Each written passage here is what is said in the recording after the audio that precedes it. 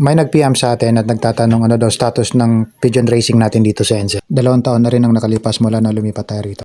Dito sa lugar na to, hindi katulad sa Pilipinas o sa Qatar na kung gusto mo magkarera, bili ka lang ng clock, bili ka ng ibon, mag-breed ka at karera mo na. Napakaraming bagay ang dapat mo i-consider.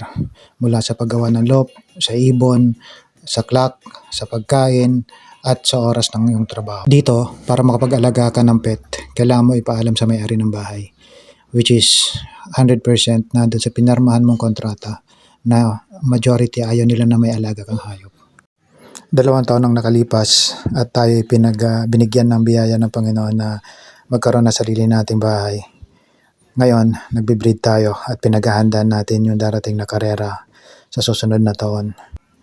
Ilang beses man tayo nadapa, ang importante ay mas maraming beses tayo bumangon. Marami tayong magiging mga bagong kaibigan, bagong kakilala, at ang importante, alagaan natin ang pangalan natin na huwag natin sirain ng dahil lang sa ibon.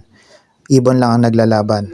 Tayo magkakaibigan bilang pansier. Huwag mag-focus sa ibon ng may ibon. Mag-focus sa sarili mong ibon kung paano mo i-improve ang linyada, paano ka mag-breed ng mahusay. Dahil ang karera ng ibon, ito ay laro ng mga tunay na lalaki. Pansamantala man ako huminto sa pag-iibon, matatalo mo ako sa karera at mananalo minsan. Pero hindi ito palatandaan na ako'y titigil sa pag. Paano? Hanggang dito na lang tropa, sa susunod. Shoutout Fernando Lop, Gary, Jam, Malinaw Lop sa Pilipinas. Bye!